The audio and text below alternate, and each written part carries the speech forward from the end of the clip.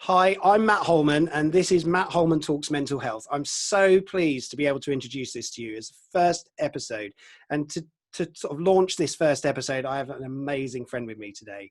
I'm going to do a quick introduction to him, and then we're going to start this chat. The idea is of this, we're going to just talk openly about mental health for the next 30 minutes, hopefully give you some insights into the world that we see. It's all about perspectives. It's all about how we individually see mental health, how we can support the conversation. And, we all need to talk about mental health. So, hey, let's start the chat. So my first guest today is somebody that I'm so proud to call a friend first. My introduction is not scripted, so it's how I know this person.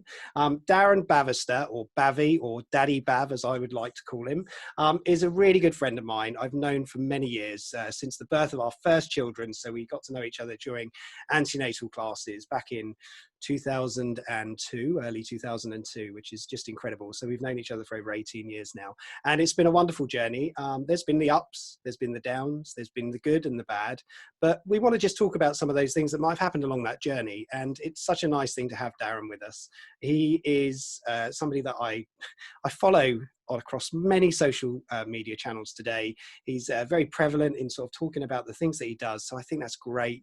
He's a DJ. He supports community radio. He's supported football teams for many years. He's just done so many things. And it's just, I don't even know if we can cram any of this into half an hour. Maybe the introduction's just going to be enough. And he's got a voice for radio, and that sounds really interesting, right? But I love Bav, so he knows that I mean that with a lot of endearment. And he's got a great voice, and he's going to talk. I'm going to allow him to introduce it, but thank you so much for giving me the permission to talk to you this morning, Bav. And I hope people find this interesting. So, Bav, do you want to introduce yourself, mate? Yeah, of course. I think permission sounds all very grand. Thank you, Matt. You're a great man. So yeah, Matt pretty much covers it all, really. Daren Bavister, Bavi, Bav, Daddy Bav, that idiot over there. Lots of different things. I go under the name or pseudonym of. Yes, known Matt for, as he says, just over 18 years now, which when I look back retrospectively, doesn't feel that long. So let's just say that that is certainly a compliment. But yeah, really, really good friends. And one of the people, Matt, is that I can be completely open and honest with at any point whatsoever. And I think that is an indication of the strength of what a real friend should be all about. No airs and graces. Tell it as it is. Dust yourselves down, walk away, and come back another day. And that's what it is. So, yeah. So thank you for the introduction. Yes, I am known as a DJ, an announcer, a presenter. I've coached football for over 10 years now. Very, very proud father of two amazing young men. And long-suffering husband for my wife Cara. So let's crack on. Let's be open and honest on International Men's Day. Boom. Let's rock. Hey, thanks for the reminder as well. Yeah, International Men's Day. What a great way to start, talking to one of my favorite men on the planet. I sounds like I'm being really sort of sycophantic about who you are and what's going on, but you know what? You're an inspiration to so many people, and I think that's something that, is you should be really proud of. And I do think that as a mate, it's amazing to see the amount of things you cram into your life, and that's been so important for you over many years. I think that's I've seen that from my perspective. That's my perspective. So before COVID, right, let's sort of break this down, because you were a really hectic, busy, full on, you had about 28 hours in every day. I think that's how it felt to the people on the outside. And for anybody that knows Bav will understand what that means. You were involved in so many things. Mm-hmm. How did you manage? How did you cope with that mentally?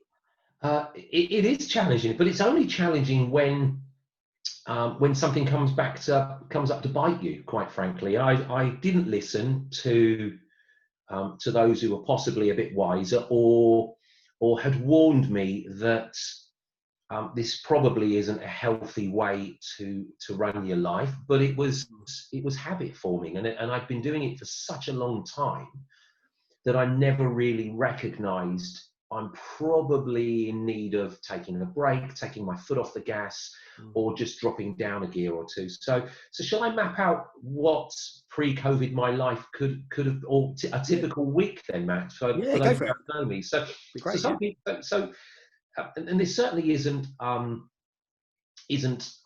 tale of, wow, look at me, this is what I can do. But this is pretty much what it was. So yes, I hold down a job, as hopefully most people have continued to do so, and for a very long time I've held down a job that I enjoy. So that's I'm lucky on that front. But apart from that, outside of that, in the other hours that I have of those 28 hours of the day, I am a father, and that's very, very important. So I would be doing things over the years with both sons, no matter what that is. And this isn't unique to me, or things that you would be doing, or other parents would be doing, or uncles, aunts, any other human being.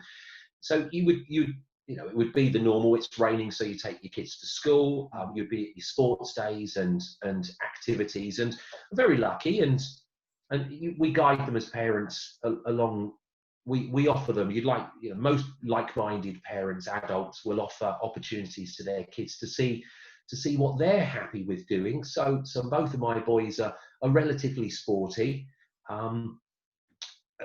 My eldest played football. He played at a very good level. He's played racket sports. He got a lot from that. He enjoyed it, and I really, well, maybe I'll come back to that later, as the pushy parent side of things, because that's always been one of my concerns. But I look at my youngest son, so I'll be a typical week pre-COVID. So my youngest son, a year ago, took up ice hockey, so he will be training twice a week. So I'll be up the rink with him, and you sit and watch, and you socialise, and you talk to others, and you chat. You take them there, and you have a conversation. You have conversations after. So there's 2 evenings gone of there, and then he'll be playing football. So I'll be taking him to his football training, and I was actually coaching that particular team. A typical Saturday morning would be, we've skipped forward a bit there, so we move on to Friday, and I would have a gig in Bracknell, and I would be doing that on a Friday evening. Again, these are all after work. And then Saturday mornings, I would be coaching very small kids, so school year R&1, flying along quickly, grab a quick coffee sandwich, get changed, go into my alter ego of DJ Mega Party, head up to Reading and do some pitchside announcing at Reading up until half-time, fly back to the same well-known coffee brands, do another quick change in their disabled toilets, into my other alter ego, which was Daddy Bav or Bav, and then I would be announcing the Basingstoke Bison, and a quick change, and I would fly over to a local health club, and typically during summer months be hosting a wedding or a party, or Christmas parties. And then Sunday mornings, get up, the little lad would have a match, so that could be anywhere in Reading or around, and then I would try and catch his older brother's game, whether that was running the line or watching him play. And then Sunday evenings, kind of wind down and get ready for Monday. So when I speak about it like that, it's like, crikey, that's not healthy. And I've looked over the last couple of years, even before COVID happened, at I'm getting to a certain age. I am tired. I'm getting grumpy. Why is that? Well, actually, wake up, smell the coffee, mate, because you're doing too much. You're trying to cram more in, and people always say, if you want something done, then ask a busy fool. So I would always pick up other things, and the football club in particular, which I'm immensely proud of still, is I took on the chairmanship of it and helped build quite a substantial entity. So that in itself it looks good on the moral CV. But then I took a trip away a couple of years ago when I was hosting the Masters football, and I was in Asia, and I'd taken a trip to Hong Kong, and that's just fantastic, and you've done international travel, and it isn't always glamorous, but it is that interaction with other people and different cultures, and I remember most of my trips away based on what I ate. So that was good. I know. I used The to see all the pictures, and I'm sure yeah, many people used to see the pictures of the food exactly. buffets. It was incredible, and the desserts was just ridiculous. Oh, it is, and that's not, maybe that's a conversation for another day. That's not a brag. No.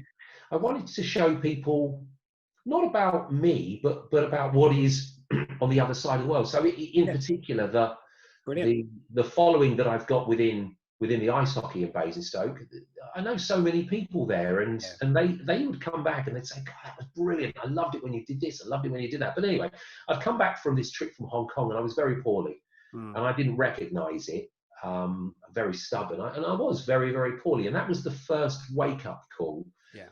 to say you need to take your foot off the gas. So prior to COVID, that immediate, probably the start of this year, tail end of last year, I took my foot off the gas a bit, and the coaching of my son's football team took its natural course, as did the chairmanship of the club, and I handed that baton over. Yeah. And I continued to do some of the coaching with the kids on a Saturday morning, probably because I'm stubborn. And actually, that was one of the most sincerely rewarding things that I've ever done. And I miss that tremendously, but it is the right thing to go. I've had nearly 10 years of this. Let's go from there. So I was only doing a little bit of sports announcing. A couple of the gigs had fallen by the wayside. And other things that had a natural attrition, and found some time for myself. But that's conveniently where the community radio station came in, and that has been, for the last 7 months, a blessing in disguise. So I've waffled on probably far too much, but I think Hey. that kind of gives the picture of Yeah. what I was doing, and a typical week for me. Yeah, brilliant. And it's exhausting hearing all those things that you were doing. And I think, from somebody that's known you for so long, and, I'm very lucky to be sort of in your inner circle, maybe, if you want to call it that, if that's even something. We hear about these things, don't we? To be sort of in as one of the closest friends, and we've been friends for a long time. And, from me looking from the outside in, it was exhausting for us to see, and I know with myself and a couple of other friends, our close friends, and it was always a worry and a concern. And I want to go back to that moment when things started to go wrong a little bit, because I know what happened and the story. And it wasn't you were living an excessive lifestyle, you were living an excessive life of more than you. I think this is me, right? This is my perspective, is you were putting so much into the bag of life that it was overfilling, and there was so many things. And you were involved in so many different things. And as a friend on the outside, well, I know we had moments where we were more loggerheads than anything else. I think it was more frustration, around the sort of, this is hard work and this is not easy, because, we wanted to go out for a beer with you, and it's like, we can't find a day because you've got so many things already backed out in the calendar. We want to just be mates and have a laugh. And every time, and this is from my perspective, like I say, every time we went out, you were preoccupied with all these other things. So it felt like Bav never relaxed. Is that a fair assumption? Yeah, that's very But nice. and I've seen you relaxed, and I love it when you relax, because you're actually a really fun guy, and you laugh, and we just chuckle and just whatever, take in the world. But it's when you're not, it can be quite challenging. So that moment when it changed, and we'll work towards sort of like when things changed again for you. What happened between, to sort of shake you in some way, or did something trigger and you said, I've got to sort this out, or I've got to make a change? What happened? How did that happen to you? It was, the fact that I believed at the time that what I was doing in those activities was my downtime and my relaxation, and it did, and it still would do if I was to start again tomorrow. Yeah. But it ticked boxes. So I've, over the last 18 months or so, 2 years, I've tried to find out why in myself, why I did those things, why I was so busy, what were the rewards from it, what did I gain from it, versus what did others gain from me. And actually, every part of that gave me something, but it never gave me respite. It never gave me that that relax, that downtime. And I do, and still do to this day, find it very, very hard to unwind. But the last 7 months have been, in some ways, a blessing in disguise, in that when something stops so dramatically, and the equivalent the analogy I would give of it is it's as if you're a free flowing river or stream, and then all of a sudden somebody builds a dam at the top and it just stops. Yeah. And then all of a sudden it's like, well, what do I do now? Yeah. Well, actually, somebody needs to say, or should say, or did say, or even you tell yourself, well, actually, just go with it, go with the flow, or the fact that there is no flow. So just chill out for a bit, get accustomed to that, and learn to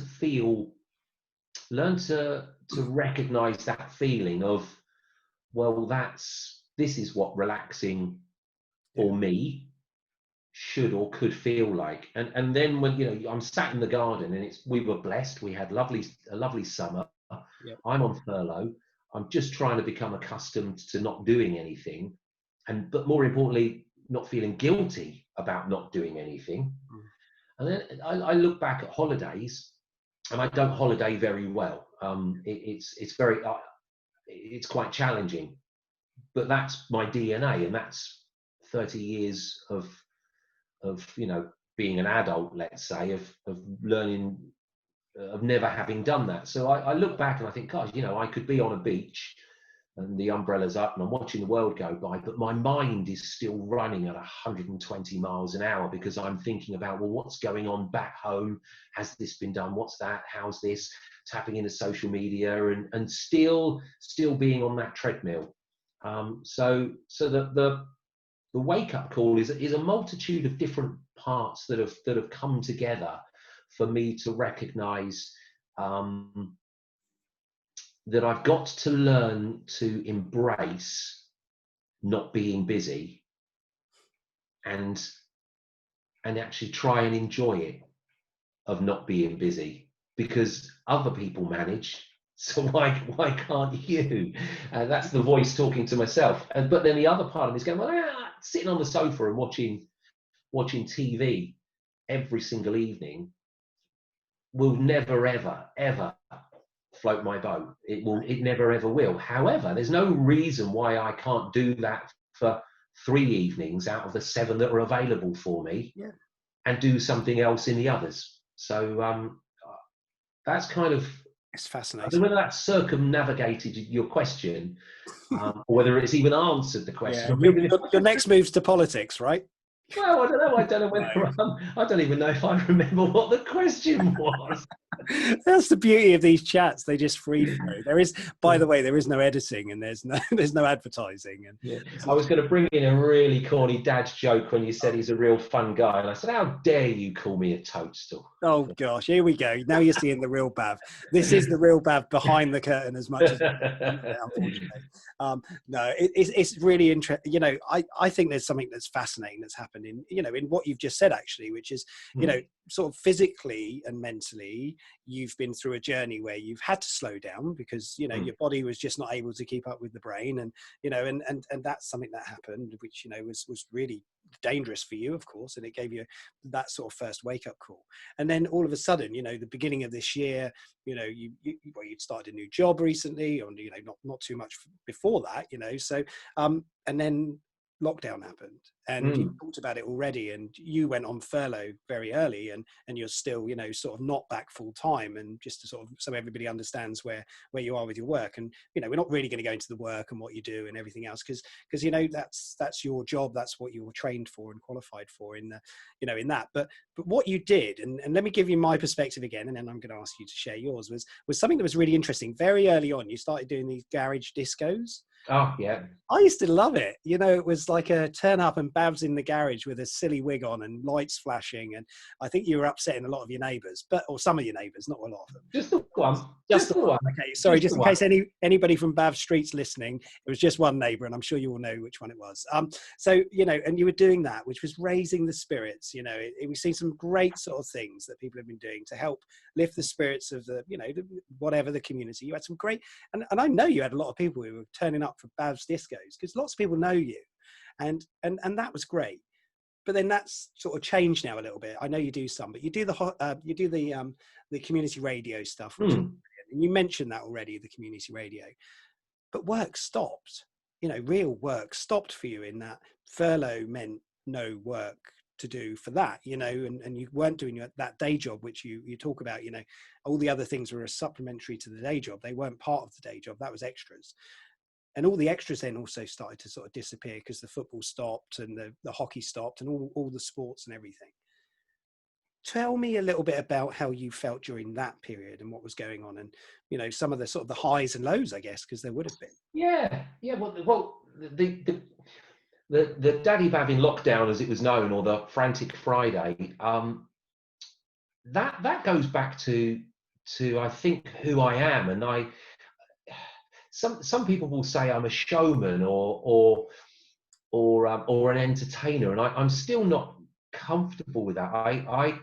I suffer with, you know, what is the phrase? It'll come back to me. Imposter syndrome. Yeah. Okay. Very, very, very much so. But that actually came about when I saw another friend, you know, a parent of a young girl that I coached football, and he busted out a few tunes on Facebook. I thought, oh, that looks all right. I'll give that a go. And there was no forethought to it, and it just exploded into this opportunity for people to come together virtually with no plan whatsoever. And I'd look out. I opened my garage door one day, and we, you know, the weather had been good. When I started, it was cold in there. I was wearing multiple layers and still jumping around and being silly for an hour. And then as the weather got better, I opened my garage door one day to go out to the car or whatever, and all the neighbours were out, and they were all talking to each other, and I got this huge round of applause. And I won't lie, and I won't hide it because I think it's out there on Facebook somewhere.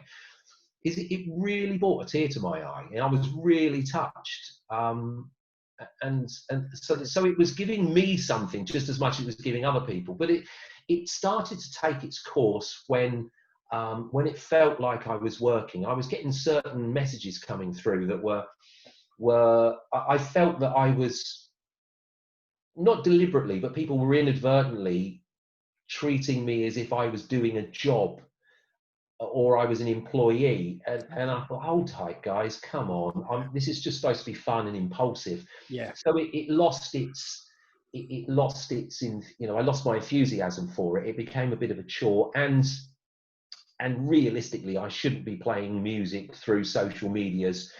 Yeah. And you know, obviously the social media's cracked down on that, and I would go offline after 15 minutes, and it became frustrating. So that was difficult. But the other sort of peripheral things were the parts that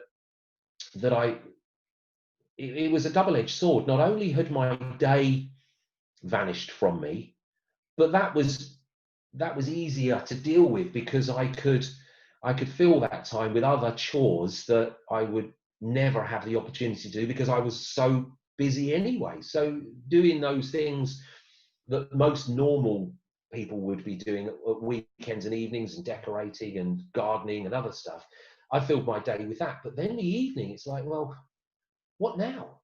Because I've never been a person to sit in front of the telly. I've never. If I like to listen to music, I like to listen to it loud or put my headphones on and find a quiet space.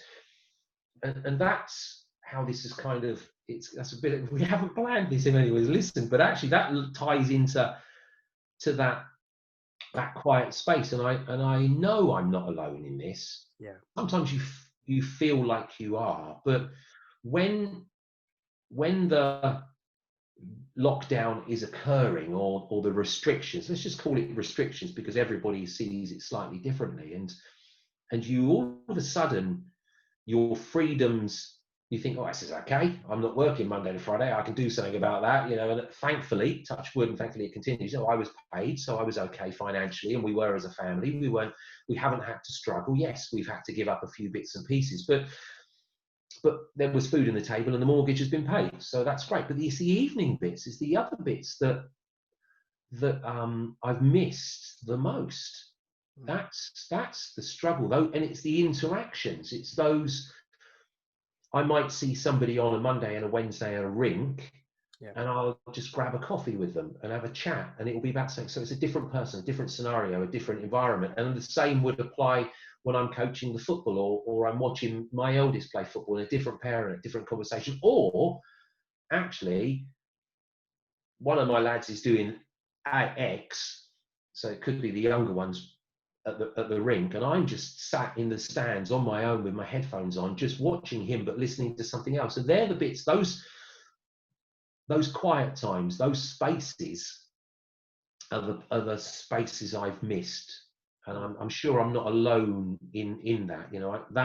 That ability to be able to find a quiet place, whether that's a coffee shop or a bench somewhere, or somewhere you can just sit and breathe and exhale, really, and not think about a conversation, not think about, I can't say this because that might offend them, or just that time. That's the bit that's been the biggest challenge. And that's when the community radio station and the lockdowns have been able for me to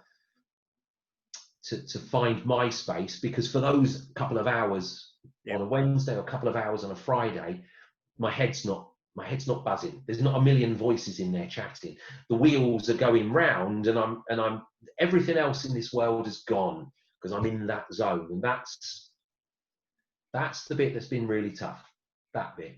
Yeah, thank you for sharing all of those insights as well. Space is such an important part of recovery and mental well-being in particular, to make sure that we're strong and positive about things. And reflection time, and we spoke before that we recorded this session, and the reflection moments are really important elements as well. Actually, that's because that's where we learn from. We can't just learn sort of we don't know what the future looks like, so we can't learn from the future. We can only learn from the past and experiences, and listening to our bodies and our minds when we need to slow down, when we need to take those moments to sort of breathe, maybe when we need to reconnect with others as well. I think that's a really important part. And you said it right, meeting up for a coffee with your mate, and when we had that moment in the middle, there was a couple of chances for us to get together with, as a smaller group with a couple of other friends, and and go for a curry, and obviously with social distancing and everything else with the regulations. But it is such an important part of us as humans, right? And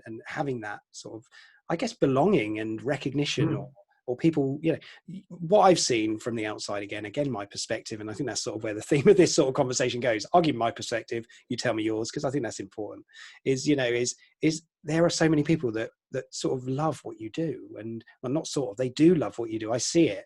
You should be very proud of what you've achieved in delivering that to a lot of people who during the lockdown, and this is a reality, felt quite hopeless about things, and actually you brought a bit of light into people's living rooms, and that was what it was. We were dancing around our living room at times, and this isn't about me, this session, this is about you, but the struggles we've been through, the things we've been through, and it was just nice sometimes just to say, let's park that for a minute, and like you say, escape into this world of sometimes just silliness. And it's absolutely fine. Laughter, we were laughing and crying, and you were giving us shout outs on the mic and whatever, and and big hearts, although my girls sort of think I'm a really embarrassing dad when I start doing that, so I'll put that in there anyway. But we're sort of coming towards the end of this chat, and I'm so sort of, oh my god, I wish we could do this for hours, and we will, because obviously we're mates, and we'll continue beyond. I want to sort of come towards a sort of a conclusion point, but asking you some questions as we go. You've just set something up new for you, which is something that I think is really interesting. It's something that, as a friend, it's always been like, well, why wouldn't you? Why wouldn't you have done this? And for anybody that's watching this on YouTube, you'll see our faces. But for anybody that's listening to this on the podcast, you'll know Bav for his voice more than anything else, because he is the voice of many things, whether that's the ice hockey, or whether that's a DJ, or whether that's the announcer for Reading Football Club, as you have been, or even to be so proud that you've been the announcer at England football matches, for the England team, and obviously the Masters and all the other things that your voice attaches itself to. And I'm not going to make any comments about that. But the reality is you've got such a great voice when it comes to, the way that you do it. So from my perspective, I'm so pleased that you've managed to set this new thing up. I want you to talk about it and what your motivations were to take that sort of step forward, as well as an addition to Bav. Is that right? Yeah, of course. It's something that I wish I'd done a very long time ago, but that I suppose probably like many other people is either the opportunity or the enthusiasm or the lack of confidence and self-belief was missing. There were too many pieces missing, or actually maybe even, and this is a great opportunity to talk about it, because I haven't done. I'm very, very impulsive. When I decide I'm going to do something, I go for it. But maybe all of nothing. Maybe I was giving myself an excuse to say all the stars aren't aligned. Yep. So let's not do this. And I'm dreadful for it, and I'm sure we all are, of wallowing into a social media pit or the World Wide Wait or the Tinternet of you follow one link which follows another link which follows another, and you have all good intentions, and you read a post or a blog and you think, yes, there is no tomorrow, there is only today, and then actually you then give yourself some excuses to go, well, what if I fail? Well, and then you read another post, well, what if you don't try? And it just didn't have that self-belief to do it. But actually, when it boils down to it, I don't know what happened. It's probably because I'm walking the dog more than ever, and I was just listening to myself, which is, I wouldn't advise anybody listen to me for any prolonged period of time. Yeah, you'll be listening to this on repeat, mate. I know. You'll be the only person to listen to this discussion. Oh, well, let's monetize, and we'll see if I can make some. Oh gosh, yeah. We need to put monetize. And I feel very uncomfortable saying this. Actually, you all know me better than most. It just felt big-headed. No, okay. It's not the right phrase, but it just felt a little bit too I'm going to do. Egotistical is probably the phrase that would probably, it just didn't, I think, oh no, I don't, that's not me. You have to have an ego and a persona for that. But it's not the ego and the persona that people hear or book, or hopefully they book. Oh, I've got no training in that. I've got no qualifications in that. And there's somebody in the back of your head goes, there were a couple of instances that some affirmations, and that's what it was. I received an affirmation from somebody I didn't know, not about my voiceover, but about something else. And that was it. That was the bit that kicked me. The bit that somebody outside of my world had said something very complimentary that I wasn't comfortable with, or it felt very unnatural. Yeah. To receive a compliment of that nature, and then my mind just wandered to times when people have said, "Crikey, you've got a great voice." There, a couple of an instance when I was saying goodbye to some people at an airport, and somebody had just said, "Wow, you light up a room with that voice," and they didn't have to say that, and they were actually sincere about it, and it's.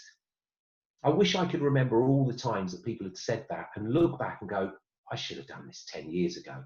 Yeah. But the lockdown situation where my world has had to pause or stop or change, and I just thought, sod it. There's no better time than now. And I've now, whilst all the stars may not be aligned, I've got the opportunity through the community radio to access the technology for me to try it. Yeah, brilliant. What does it cost me? It's cost me a little bit of time, not a tremendous amount, because I've got a lot more than I used to have, and I never had that. Yep. The biggest fear is I might not be very good at it, and I might make a fool of myself, or I might receive more negativity than positivity from it. But actually, that doesn't matter, because at least I can say, do you know what, I tried it, and it might work and it might not, and it might work, but not in this shape. So I've decided, after at least 3 decades of people saying you should do this, yeah, of starting up a little sideline freelance voiceover work, and I'm just reaching out there, and so I'm putting together, I'm reading people's scripts, whether that is another community radio station or an explainer video, which are of course really popular at the moment because we're all virtual, and people might not want to listen to the presenter but might want to have a different voice over it.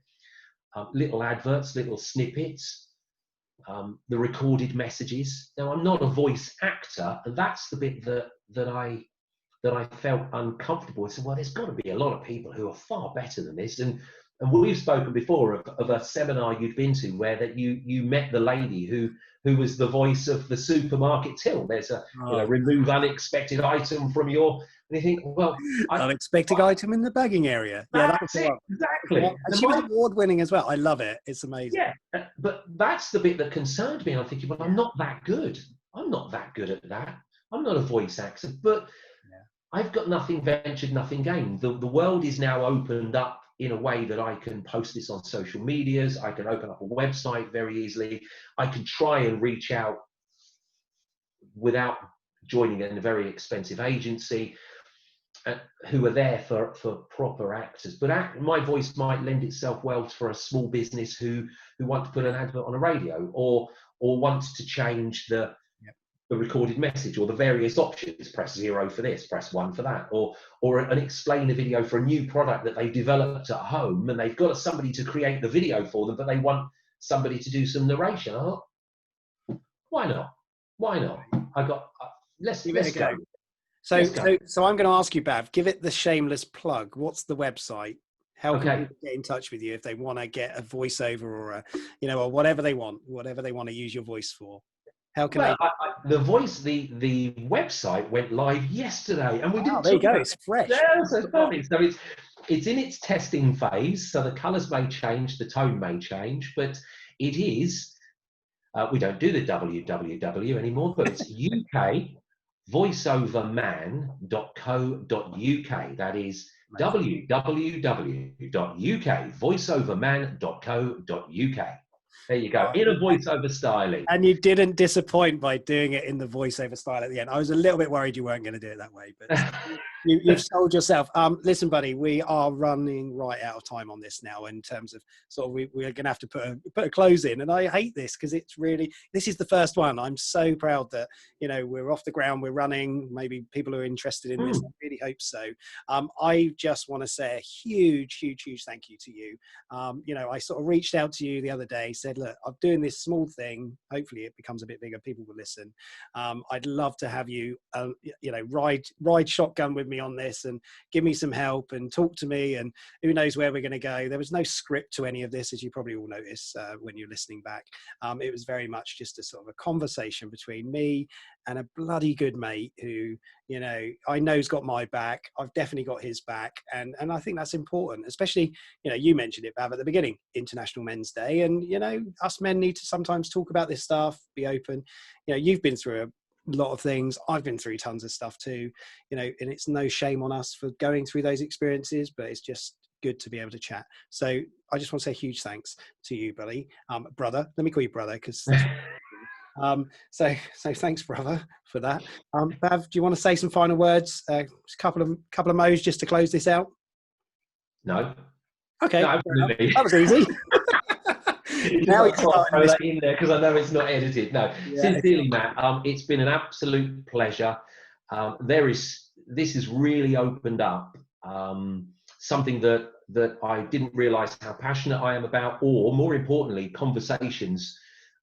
Gents, if you are listening to this, these podcasts and videos are going to delve into probably uncomfortable territory for lots of us, because we are all very, very different. We come from a very different world from our parents or our grandparents or our great-grandparents. And we, I'm sure, if invited, I will be very, very pleased to come on and talk about other bits and pieces and different perspectives. But as Matt stresses, this particular podcast, you may not even get, or this video, you may even get to this particular point where we summarize things, but don't ever suffer in silence.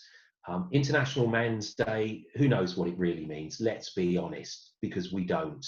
We don't. But as long as you've got somebody, and it doesn't matter who it is, that you can lean on, listen to, and be the person that people can come to, then, hey, we'll all be better for it. Good man, Bav. Been lovely talking to you, brother. And I will catch up with you very soon, okay? Let's do the Zoom thing. Bye, everybody. Bye, everyone. Bye. You hang up. You hang up. No, are you still there? Is he still there? I'm going to turn off this call now. Bye.